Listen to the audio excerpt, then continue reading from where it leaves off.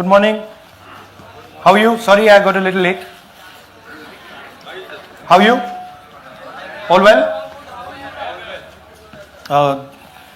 Would you like to say something? No, we can start, sir.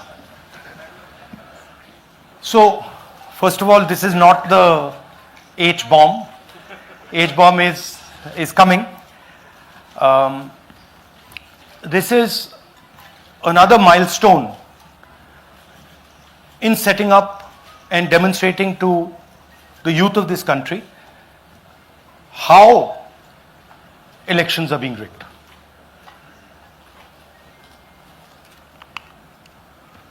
So I'm going to make a claim here, very strong claim, about CEC Gyanesh Kumar. And this is not something I'm saying lightly. I'm the leader of the opposition in the Lok Sabha. This is something I'm saying after solid proof that I'm going to show you, the youth of India, the people of India today. Proof that is black and white, absolutely clear, that the Chief Election Commissioner of India is protecting the people who have destroyed Indian democracy. I'm also going to show you the method by which votes are being added and deleted, and I'm going to show you how they are done, how that is done. In election after election, someone, some force, some group of people has been systematically targeting millions of voters for deletion across India. This is something that we've heard again and again and again. Different communities, mainly communities that are voting for the opposition, Dalits, Adivasis, minorities, OBCs, are specifically targeted. We had heard this many times, and now we found 100% proof of it. Please understand, I am not going to say anything on this stage that is not backed up by 100% proof. I am somebody who loves my country. I love my constitution. I love the democratic process, and I am protecting that process. And so I'm not going to say anything here that is not going to be based on 100% proof that you can determine. The burden of the judgment is yours. I am going to lay the proof in front of you. You will see it and say, actually, this is pretty solid proof. Aland is constituency in Karnataka. 6,018 votes. Somebody tried to delete 6,018 votes. We don't know the total number of votes that were deleted in Aland in the 23 election. They are much higher than 6,018. But somebody got caught deleting 6,018 votes. And it was caught, like most crimes, by a coincidence.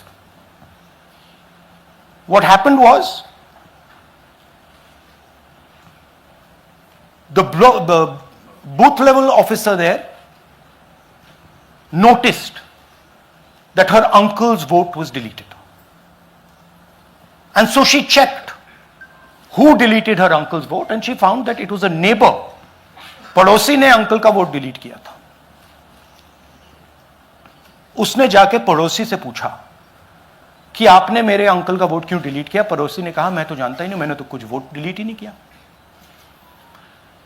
Neither did the person deleting the vote know, nor did the person whose vote was deleted know. Some other force hijacked the process and deleted the vote.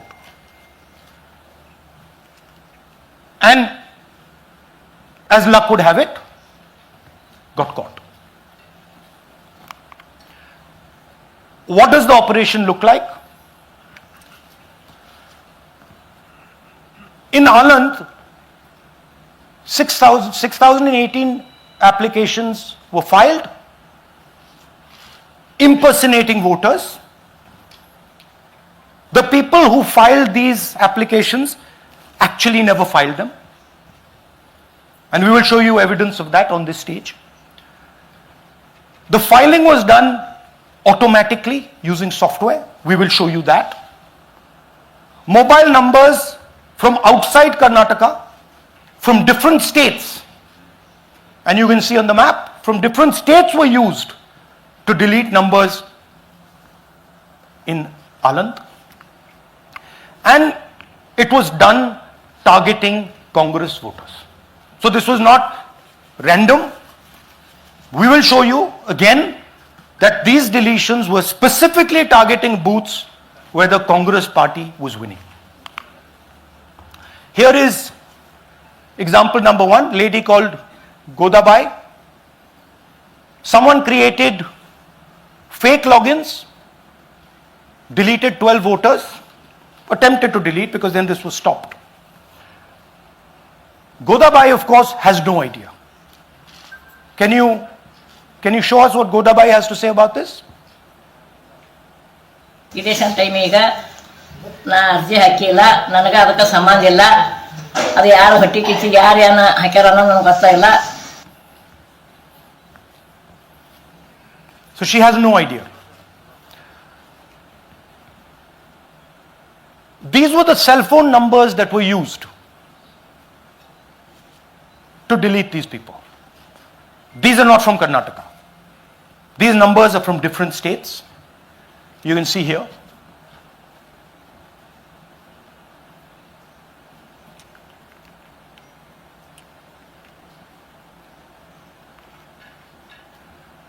So the question is, whose numbers are these? How were they operated? Where were they operated from? Who generated the OTPs to disturb the process? Now these are questions that arise out of this. Here's example 2, Suryakant. This gentleman apparently deleted 12 voters in 14 minutes. He filled 12 deletion forms in 14 minutes. I'd like you to meet him. He's here. That's one of the people. That's one. Namaskar bhi aiye. Babita Chaudhary is one of the votes that he is supposed to have deleted. Aiye bhaiya. He is supposed to have deleted. This is the gentleman. ये इनका vote delete किया जा रहा था, ये कर रहे थे. इनसे आप पूछिए, बताइए. That's our candidate. हाँ, कन्नड़ा में बोलिए. ನನ್ನ ಹೆಸರು ಸೂರ್ಯಕಾಂತ್ ಗೋವಿನ. ನಾನು ಸರ್ಸಂಬ ಗ್ರಾಮದಲ್ಲಿ ಇದ್ದೆ. ನನಗೆ ನಾಲೆಜ್ ಕೇಳಿದೆ, ನನ್ನ ಹೆಸರು ಮೇಲೆ 9 ಜನರ ಲಿಸ್ಟನ್ನು ಡಿಲೀಟ್ ಮಾಡಿದ್ದಾರೆ. ಅದು ಯಾಕಂತ ಇವರು ನನಗೆ ಬಂದು ಕೇಳಿದರು, ನಮ್ಮ ಹೆಸರು ನೀವು ಯಾಕೆ ಡಿಲೀಟ್ ಮಾಡಿದ್ರಿ ಅಂತ. ಅದಕ್ಕೆ ನಾನು ನಮ್ಮ ಸಾಹೇಬ್ರಿಗೆ ಹೇಳಿದೆ, ನಾನು ಡಿಲೀಟ್ ಯಾರಿಗೂ ಮಾಡಿಲ್ಲ, ಅಪ್ಲಿಕೇಶನ್ ಕೊಟ್ಟಿಲ್ಲ, ಆದರೂ ಡಿಲೀಟ್ ಆಗಿದೆ, ಅದು ನೋಡ್ರಿ ಅಂತ. ಹಾಗಾಗಿ ತಹಶೀಲ್ದಾರ್ಗೆ ಹೋಗಿ ಕಂಪ್ಲೇಂಟ್ ಕೊಟ್ವಿ. ಮತ್ತು ಕಮಿಷನರ್ ಇದು ನಮ್ಮ ಜಿಲ್ಲಾ ಎಲೆಕ್ಷನ್ ಒಂದು ಇದಕ್ಕೆ ಕಂಪ್ಲೇಂಟ್ ಕೊಟ್ವಿ. ನನ್ನ ಹೆಸರು ಮೇಲೆ 12 ಜನರದು ಡಿಲೀಟ್ ಮಾಡಿದ್ದು ನಿಜ ಇರ್ತದೆ. थोड़ा ट्रांसलेट कर लीजिए. मेरे नाम पे 12 लोगों का नाम डिलीट किया गया है. हालांकि मुझे मालूम नहीं, मैं कभी किसी को मैसेज भेजा भी नहीं, मैं बुलाया भी नहीं. ये बबीता आके पूछने से पता चला कि मैंने मेरे फ़ोन से ऐसा मैसेज दिया, लेकिन असल में मैंने किसी को भी मैसेज नहीं किया. आप कुछ कहेंगे?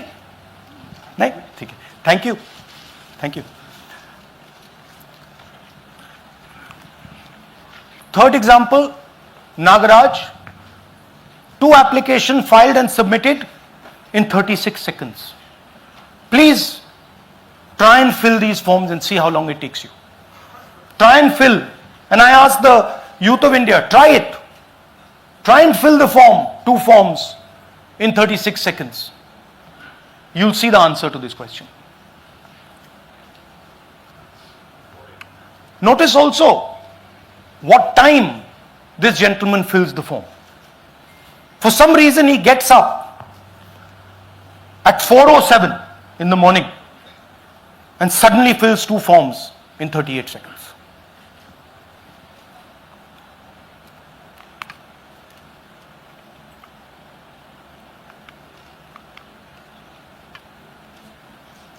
Now let's talk about how this is being done and why I'm saying and we are saying that this is being done in a centralized manner, and this is being done not using individuals but using software. Look at the serial numbers. Serial number 1, serial number 1, serial number 1, serial number 1. Serial number 1 means that this is the first person whose name, this is the first name in the booth.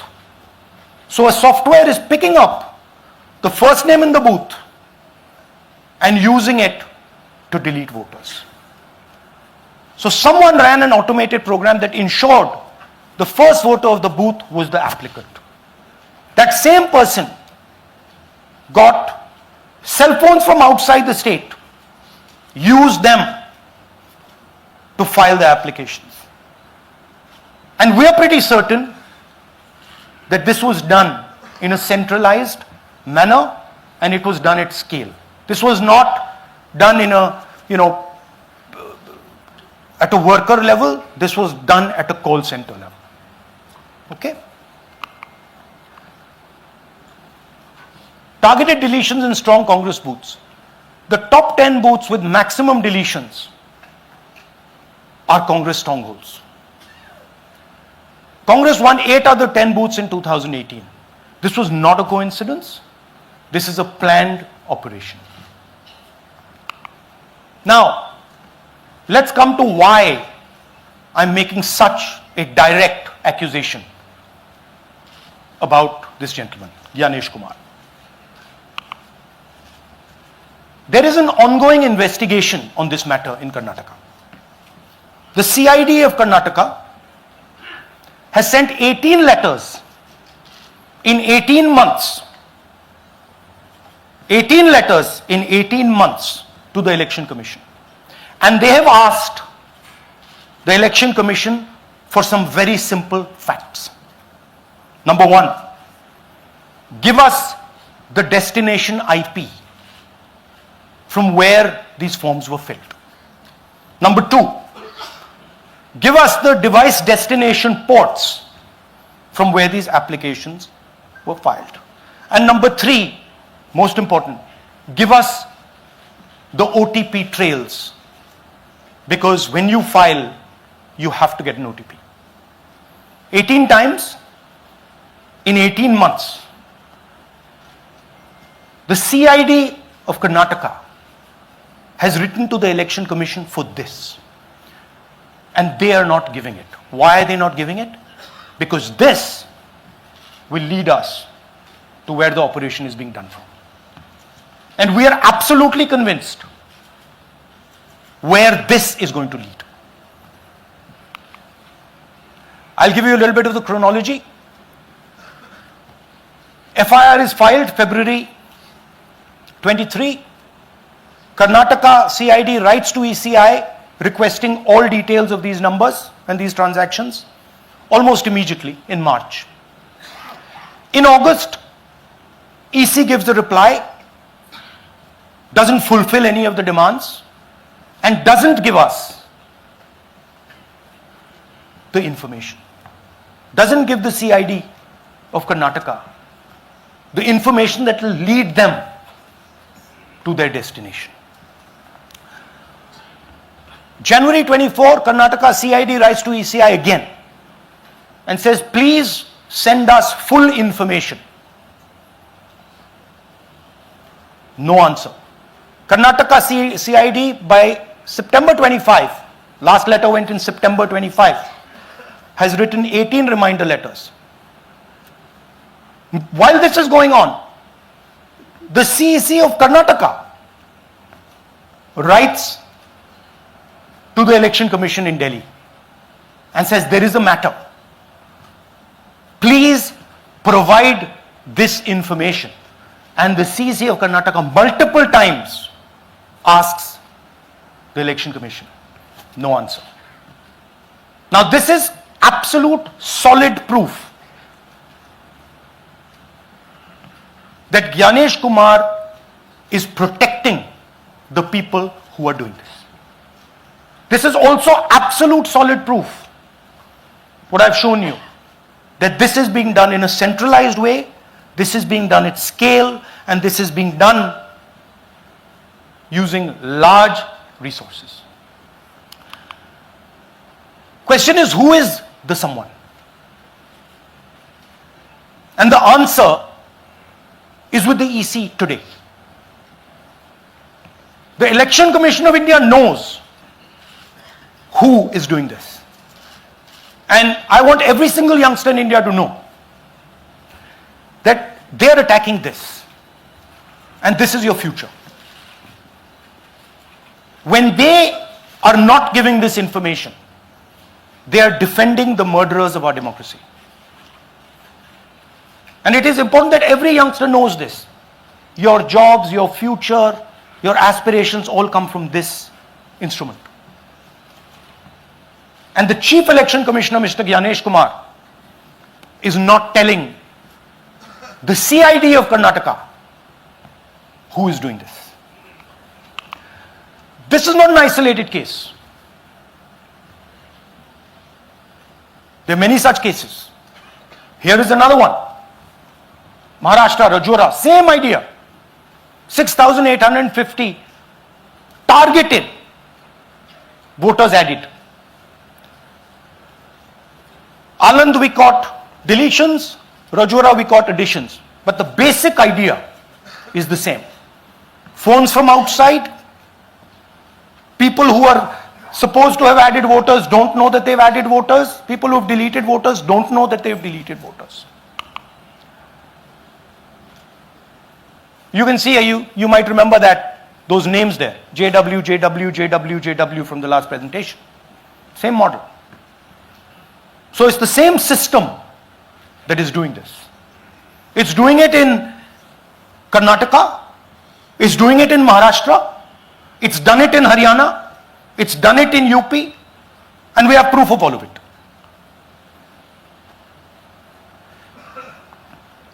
Names are being filled. Addresses, the address is Sasti, Sasti, Sasti, Sasti. Name is UQ, JJW.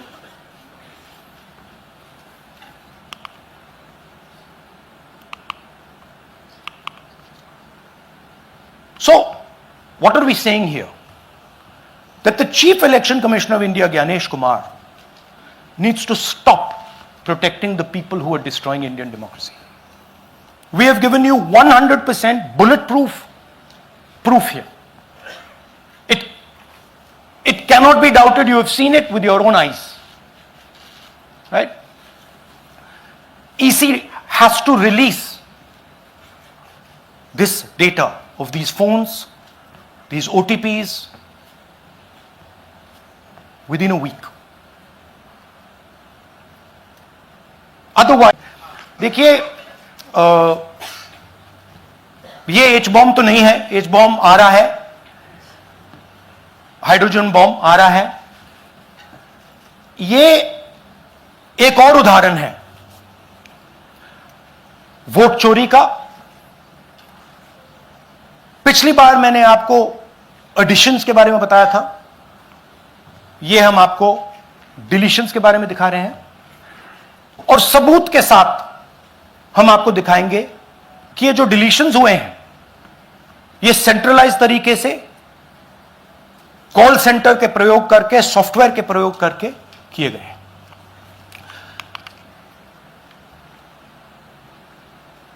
हमारे पास इस presentation में जो मैंने आपको अभी दिखाया 100% सबूत है, प्रूफ है कि ज्ञानेश कुमार जी हिंदुस्तान के चीफ इलेक्शन कमिश्नर वोट चोरों की रक्षा कर रहे हैं. और यह मैं आपको अभी दिखाने जा रहा हूं.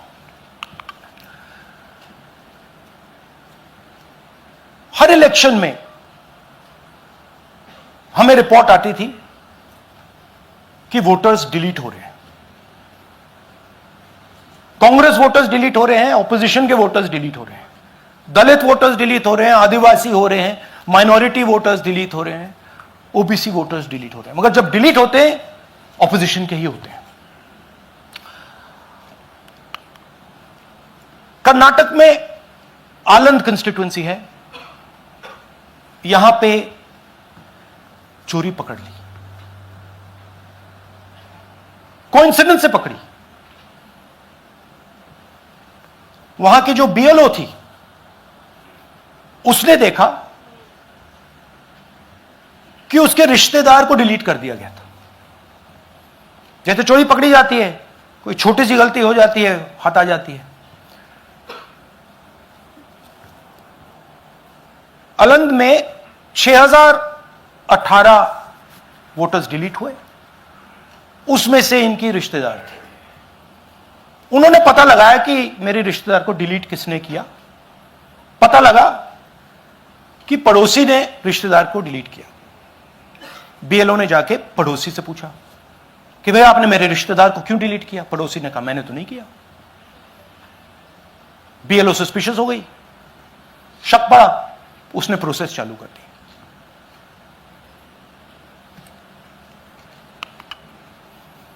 पता क्या लगा कि कोई ना कोई,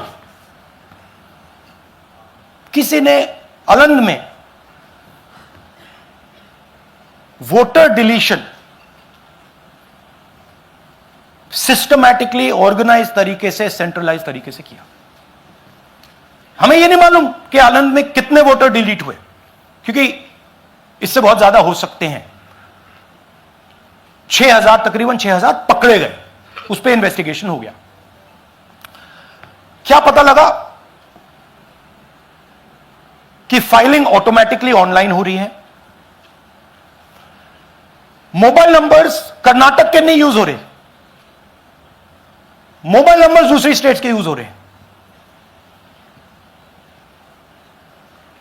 इनफैक्ट कर्नाटक के नंबर थे ही नहीं उसमें। मतलब आप दिल्ली में बैठे डिलीट कर रहे हो, आपका नंबर तमिलनाडु का है। आप गुड़गांव में डिलीट कर रहे हो, आपका नंबर झारखंड का है। और जब हम चेक कर रहे हैं कि भैया आपका नंबर है, तो आपका नंबर है ही नहीं, किसी और का नंबर है। और टारगेट करके कांग्रेस वोटर्स को डिलीट किया गया। ये गोदाबाई जी हैं, इनके नाम पर 12 वोटर्स डिलीट किए गए। इनको मालूम ही नहीं, इनको पता ही नहीं कि इन्होंने 12 वोटर्स डिलीट किए। दिखाइए जरा। ಇಲೆಕ್ಷನ್ ಟೈಮ್ ಈಗ ये इनका वीडियो है। ನಾ ಅರ್ಜಿ ಹಾಕಿಲ್ಲ, ನನಗೆ ಅದಕ್ಕೆ ಸಂಬಂಧ ಇಲ್ಲ। ಅದು ಯಾರು ಹೊಟ್ಟಿ ಕಿಚ್ಚಿಗೆ ಯಾರು ಏನ ಹಾಕ್ಯಾರ ಅನ್ನೋದು ನನಗೆ ಗೊತ್ತಾಗಿಲ್ಲ। तो इनको आइडिया नहीं है कि इन्होंने वोटर्स डिलीट कर दिए।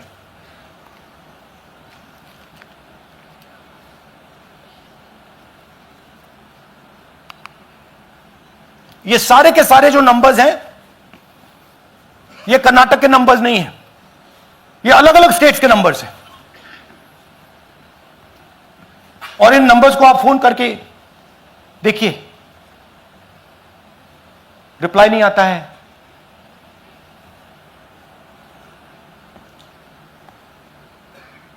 तो सवाल यह है कि किसके नंबर्स हैं, ये किसने ऑपरेट किए, जब इन्होंने ऑपरेट किए ये कहां थे, आईपी एड्रेस क्या था, ओटीपी कैसे जनरेट हुआ, कहां गया, यह सवाल है। यह दूसरा उदाहरण, सूर्यकांत जी जो अभी स्टेज पे आए थे, इन्होंने 12 वोटर्स को 14 मिनट में डिलीट कर दिया। आप फॉर्म भरने की कोशिश कीजिए, डिलीशन फॉर्म भरने की कोशिश कीजिए, देखिए। और जब हमने इनसे पूछा कि भैया आपने ये कैसे किया, वो कहते हैं मैंने तो नहीं किया, मैं तो जानता ही नहीं हूं।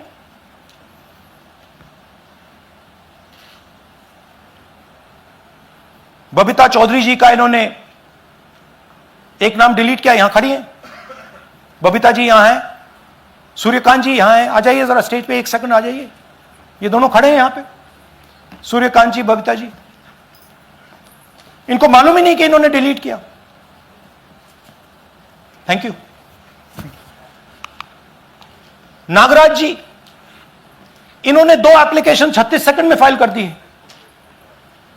और मजे की बात देखिए, ये 4 बजे सुबह उठ के फाइल कर रहे हैं।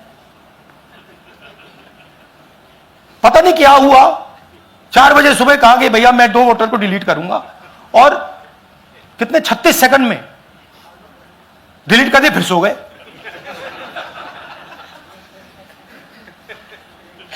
हमारी माइंड में पहले सवाल था कि क्या इलेक्शन कमीशन भी सो रहा है, मगर नहीं, सोया कोई नहीं है, जगे हुए हैं, सिस्टमैटिकली मदद हो रही है। यह देखिए दूसरी बात, जो भी डिलीट कर रहा है वोटर लिस्ट में उसका सीरियल नंबर 1 है। मतलब जो भी वोटर लिस्ट में पहले नंबर पे आता है वही डिलीट कर रहा है। 5वें नंबर वाला, 7वें नंबर वाला, 10वें वाला कोई नहीं कर रहा। तो हो क्या रहा है, सॉफ्टवेयर से यह काम किया जा रहा है। सॉफ्टवेयर प्रोग्राम कह रहा है पहला नाम निकालो और इसका प्रयोग करके डिलीट करो।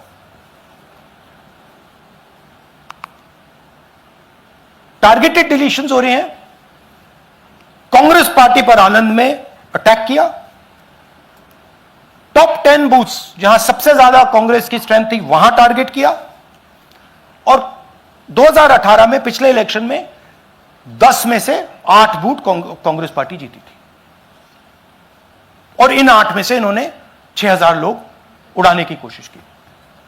ये कोइंसिडेंस नहीं था, ये प्लान था, और ये सेंट्रलाइज तरीके से किया जा रहा है। अब मैंने बहुत बड़ी बात बोली,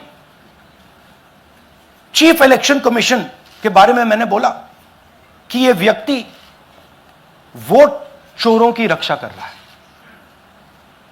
जो भी मैं यहां बोल रहा हूं 100% प्रूफ के साथ, सबूत के साथ बोल रहा हूं। और मैं अभी आपको दिखाना चाहता हूं कि मैं ये शब्द क्यों बोल रहा हूं और किस बेसिस पे बोल रहा हूं। आपको अपनी आंखों से ये दिखेगा। कर्नाटका सीआईडी ने केस चालू किया कि ये वोटर कौन है, ये फोन किसके हैं, ये आईपी एड्रेस क्या है, ओटीपी कहां गया, इन चीजों के बारे में इन्वेस्टिगेशन शुरू होती है। कर्नाटक सीआईडी ने हिंदुस्तान के इलेक्शन कमीशन को 18 चिट्ठियां लिखी हैं। हमें आप ये इंफॉर्मेशन दीजिए, बिल्कुल क्लियर है, डेस्टिनेशन आईपी दीजिए, डिवाइस डेस्टिनेशन पोर्ट दीजिए, ओटीपी ट्रेल्स दीजिए, फोन नंबर्स दीजिए, फोन नंबर्स के मालिकों के नाम दीजिए। क्लियरली पूछा है, नो आंसर। 18 चिट्ठी CID Karnataka, no answer from chief election commissioner, no answer from election commission. Timeline देखिए,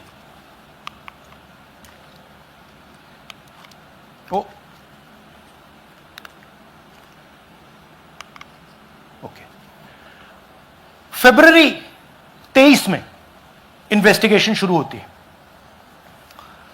मार्च 23 में कर्नाटका सीआईडी चिट्ठी लिखती है ईसीआई को कि हमें सारे डिटेल्स दे दीजिए। अगस्त में इनकंप्लीट डिटेल्स दी जाती हैं, जिससे कोई इन्वेस्टिगेशन आगे नहीं बढ़ेगा। जिन चीजों की जरूरत थी वो नहीं दी, जिसकी जरूरत नहीं थी वो सारी दे दी। पहला सबूत। दूसरा सबूत, 18 बार रिमाइंडर लेटर गए हैं। आपको अगर सीआईडी एक बार लेटर भेज दे और आप नहीं गए, आप जानते हो क्या होगा। यहां पे इलेक्शन कमीशन को 18 बार लेटर गए हैं, कुछ नहीं हुआ है। बाद में क्या होता है, कर्नाटक ईसी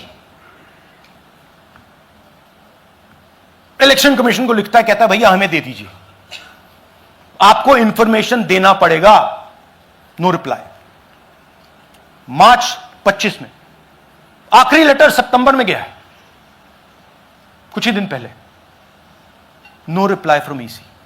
यह है सबूत कि ज्ञानेश कुमार जी वोट चोरों की रक्षा कर रहे हैं, और यह ब्लैक एंड व्हाइट सबूत है, इसमें कोई कंफ्यूजन नहीं है कहीं।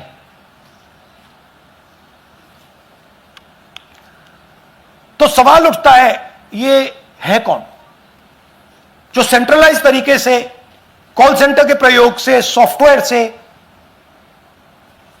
अलग अलग प्रदेशों में वोट डिलीट कर रहे हैं, ऐड कर रहे हैं? इलेक्शन कमीशन जानता है, ज्ञानेश कुमार जी जानते हैं। अच्छा, ये सिर्फ आनंद में नहीं हुआ, ये अलग अलग कंस्टिट्यूएंसीज में हुआ है। आनंद में लीगल प्रोसेस चालू हो गई, पकड़ लिया। यहां महाराष्ट्र में उसी मोडस ऑपरेंडी से, उसी सिस्टम से यहां पे वोट ऐड हुए हैं। आनंद में डिलीट, रजौरा में एडिशन, 6850। आपको याद होगा पिछले प्रेजेंटेशन में मैंने आपको नाम दिखाए थे, ये देखिए वही नाम यहां है। वही सिस्टम महाराष्ट्र में चल रहा है जो कर्नाटक में चल रहा था। नाम वैसे ही है, JW JW JW, पता वैसा है, JW JW, नाम यू ऐसे किसी ने टाइप करके लगा दिया। तो जो ये काम कर रहा है, ये उत्तर प्रदेश में, हरियाणा में, बिहार में, कर्नाटक में, महाराष्ट्र में वही कर रहा है।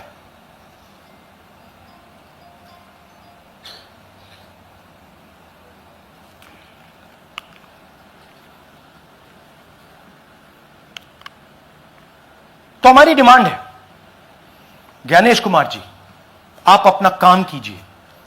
आपने ओथ लिया है, आप हिंदुस्तान के चीफ इलेक्शन कमिश्नर हैं। आपसे कर्नाटक की सीआईडी सबूत मांग रही है। आप कर्नाटक की सीआईडी को यह सबूत 1 सप्ताह के अंदर दे दीजिए, नहीं तो पूरा हिंदुस्तान के सारे युवा इस बात को एक्सेप्ट करेंगे कि आप हिंदुस्तान के कॉन्स्टिट्यूशन, हिंदुस्तान के संविधान की हत्या में शामिल हो, हिंदुस्तान के संविधान की रक्षा नहीं कर रहे हो, और वोट चोरों की आप मदद कर रहे हो। Thank you. और थोड़ी देर में हम आपको हाइड्रोजन बॉम्ब दिखाने जा रहे हैं। नहीं, आज नहीं, थोड़ी देर में उसकी प्रिपरेशन चल रही है, क्योंकि हम देखिए, मैंने टीम से कहा है कि अगर मैं स्टेज पे जा रहा हूं, ब्लैक एंड व्हाइट प्रूफ नहीं होगा, मैं नहीं जाऊंगा। अगर ब्लैक एंड व्हाइट प्रूफ होगा, जो कोई मतलब उसको निगेट नहीं कर सकता, मैं जाऊंगा। मैं देश के कॉन्स्टिट्यूशन की रक्षा कर रहा हूं, संविधान की रक्षा कर रहा हूं, मैं लोकतंत्र की रक्षा कर रहा हूं, और मैं सच्चाई आपके सामने रख रहा हूं। बहुत बहुत धन्यवाद, नमस्कार, जय हिंद। सर 3 सवाल। पीटीआई से संजीव चोपड़ा। या राहुल जी, दिस साइड। या राहुल जी इधर, हाँ, लेफ्ट कहाँ है? To your right. हाँ, हेलो। राहुल जी, आज आपने नया खुलासा किया है कि कैसे वोट चोरी हो रही है। आपने पहले भी महादेवपुरा के बारे में बताया कि कैसे एडिशंस हो रही हैं, अब आपने बताया कैसे डिलीशंस हो रही हैं। लेकिन देखने में ये आ रहा है कि इलेक्शन कमीशन इस पे कोई एक्शन नहीं ले रहा, और आगे चल के वो तैयारी कर रहे हैं पूरे देश में एसआईआर लाने की। तो आप इस मुहिम को आगे कहां तक ले जाएंगे, और एसआईआर के बारे में क्या करने वाले हैं? देखिए, हम आपके सामने क्रिमिनलिटी रख रहे हैं। हमारा काम आपके सामने सच्चाई रखने का है, और हम रख रहे हैं। हिंदुस्तान में दूसरे इंस्टीट्यूशंस भी हैं, सिर्फ इलेक्शन कमीशन नहीं है, लीगल सिस्टम है, उनको भी इन चीजों को देखना चाहिए। यहां पे हम चीफ इलेक्शन कमिश्नर के बारे में ब्लैक एंड व्हाइट कह रहे हैं। आपने कहा कि हमने एडिशन डिलीशन दिखाया, पहले प्रेजेंटेशन में मैंने एडिशन दिखाया था, अब हमने डिलीशन दिखाया है, मगर हमने एक और चीज जोड़ दी है, एडिशन और डिलीशन का सिस्टम, उसका स्ट्रक्चर, उसका तरीका। और हमने यह दिखाया है कि जो डिलीट कर रहा है, जो ऐड कर रहा है, महाराष्ट्र में, कर्नाटक में, यूपी में, वो एक ही आदमी है, एक ही फोर्स है। हमने आपको वो एड्रेसेस दिखाए। Same system is being used in Maharashtra, is being used in Karnataka, is being used in Uttar Pradesh, is being used in Haryana. Same people are doing it. से Siddharth, ANI। Sir, this side, sir. हाँ Sir, on your left, sir. हाँ On your left. This side, sir, on your left. Sir, मेरा आपसे सवाल ये है कि जब आप कह रहे हैं कि ज्ञानेश कुमार जो चीफ इलेक्शन कमिश्नर है, उन्हें पता है ये कौन कर रहा है, हाँ। और ये पॉलिटिकल फायदा जरूर किसी को हो रहा है, आप कह रहे हैं कांग्रेस के बूथ के ऊपर ही हाँ। सारे वोट्स डिलीट किए जा रहे हैं, तो वो कौन लोग आपके हिसाब से हैं जिनको ये फायदा पहुंच रहा है, पहला। और दूसरा ये कि वो आपने एक देखिए, हफ्ते का हाँ, समय दिया sorry। है, जब आपने एक हफ्ते का समय दिया है, तो क्या एक हफ्ते बाद आप इसको आगे कैसे इनिशिएट करेंगे? क्या आप लोग कोर्ट का रास्ता अपनाएंगे या और कोई हायर एजेंसी से इस बात की डिमांड करेंगे? क्योंकि ये ऑर्गेनाइज्ड तरीके से क्राइम दिखाई दे रहा है जो आप बता रहे हैं, अगर आपकी बात के ऊपर जाएं। देखिए, फ्रैंकली ये जो मैं यहां कर रहा हूं, ये मेरा काम नहीं है। मेरा काम डेमोक्रेटिक सिस्टम में पार्टिसिपेट करने का है। मेरा काम डेमोक्रेटिक सिस्टम की रक्षा करने का नहीं है। वो काम हिंदुस्तान के इंस्टीट्यूशंस का है। वो काम वो नहीं कर रहे हैं, इसलिए मैं कर रहा हूं। अब मैं आपको यह कह सकता हूं कि हमने आपको 2 बार सबूत दिखाया है, और जब हम ये प्रेजेंटेशंस खत्म करेंगे, इसमें लगेंगे 2-3 महीने, जब हम ये खत्म करेंगे, आपके माइंड में कोई डाउट नहीं होगा कि हिंदुस्तान में state after state, Lok Sabha after Lok Sabha चोरी हो रही है। तो मेरा काम सच्चाई दिखाने का है। मैं हिंदुस्तान की जनता को, हिंदुस्तान के युवाओं को सच्चाई दिखा सकता हूं। यह मेरा काम है। उनकी जो इंटरेस्ट है, क्योंकि ये जो कॉन्स्टिट्यूशन है, ये हिंदुस्तान की जनता का रखवाला है, प्रोटेक्टर है, और मैं इसकी प्रोटेक्शन कर रहा हूं। इसकी प्रोटेक्शन करने का काम हिंदुस्तान के इंस्टीट्यूशंस का है, हिंदुस्तान के ऑपोजिशन लीडर का नहीं है, मगर इंस्टीट्यूशंस नहीं करने हैं। अच्छा, एक इंटरेस्टिंग बात आई है जो मैं आपको बताना चाहता हूं कि इलेक्शन कमीशन के अंदर से हमें मदद मिलनी शुरू हो गई है। मैं साफ बोल देता हूं, इलेक्शन कमीशन के अंदर से, पहले नहीं हो रहा था, अब इलेक्शन कमीशन के अंदर से इंफॉर्मेशन आ रही है। यह रुकेगा नहीं, यह रुक नहीं सकता है, क्योंकि हिंदुस्तान की जनता इस बात को एक्सेप्ट नहीं करेगी। एक बार हिंदुस्तान की जनता को, हिंदुस्तान के युवाओं को पता लग गया कि वोट चोरी हो रही है, उनकी शक्ति लग जाएगी। IANS से आलोक झा। इस तरह से नहीं प्लीज। IANS से आलोक झा। वो भी मैं आपको दिखा दूंगा, वो भी मैं आपको प्रूफ के साथ दिखा दूंगा, है हमारे पास।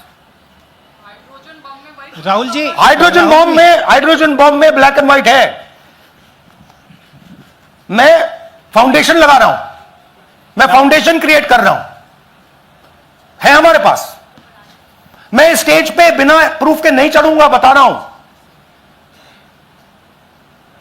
राहुल जी, आपने कहा, ऐसे मत पूछिए please. Last question, Rahul ji, IANS से आलोक झा। राहुल जी इधर, आपने कहा आपके पास आलोक झा, इधर सर, कहां हैं जी? हाँ, आपने कहा सर कि आपके पास पुख्ता सबूत है, ब्लैक एंड व्हाइट सबूत है, तो क्या अगर ECI अभी जवाब नहीं देती है तो कोर्ट का रुख करेंगे, ये ऑप्शन है आपके पास, जाएंगे? देखिए, मैंने कहा कि मेरा काम as opposition leader normal situation में मेरा काम ऑपोजिशन का रोल है, सरकार पे प्रेशर डालने का रोल है। मेरा काम हिंदुस्तान के लोकतंत्र को बचाने का नहीं है। मैं वो काम कर रहा हूं, इस स्टेज पे मैं वो काम कर रहा हूं। तो मेरी सोच है कि as a patriotic Indian, as somebody who loves India, who loves the constitution, it is my duty to put the truth in front of the people of India. अब अगर हिंदुस्तान के इंस्टीट्यूशंस कुछ करना चाहते हैं वो करेंगे। उनमें भी बहुत लोग हैं, जैसे मैंने आपसे कहा, मैं सरप्राइज हो रहा हूं, इलेक्शन कमीशन से लोग आ रहे हैं, इंफॉर्मेशन दे रहे हैं और बढ़ रहा है वो। सर, क्या जब तक सीईसी ज्ञानेश कुमार अपने पद पर है, जैसा कि आप कह रहे हैं कि वो फ्री एंड फेयर इलेक्शन होने नहीं दे रहे, तो तब तक इलेक्शन का मतलब क्या रह जाएगा? क्या आप इनको हटाए जाने के लिए आयोग को इस्तीफा देने की हाँ, तो आप इमेजिन कीजिए, और ये शॉकिंग बात ये है बस कि ये अभी शुरू नहीं हुआ, ये 10-15 साल से चल रहा है। ये सिस्टम है, ये स्ट्रक्चर है। हिंदुस्तान की जो डेमोक्रेसी है वो हाईजैक हो गई है। I am shocked frankly. Democracy, brothers and sisters, democracy can only be saved by the people of India. Nobody else can save democracy. Rahul Gandhi can come here and say something and say this is the truth. But the people of India, who I believe in, who I love, can do it. The day the people of India realize that आपका जो लोकतंत्र है, आपका जो संविधान है, वो आपसे चोरी हो गया है, उस दिन काम हो जाएगा। Thank you. अब आप लोग अपने स्थान पर खड़े हो जाइए राष्ट्रगान के लिए। ये है इनकी डिटेल लिस्ट, देख लीजिए। राष्ट्रगान के लिए अपने स्थान पर खड़े हो जाइए।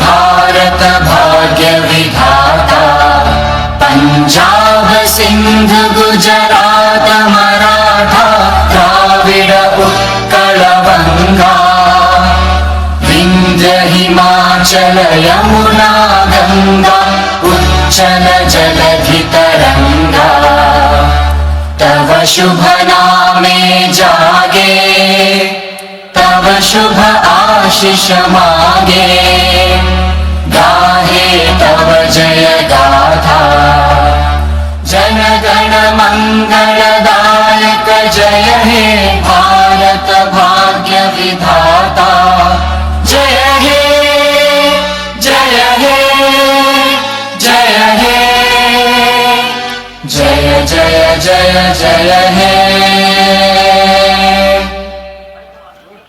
Thank you.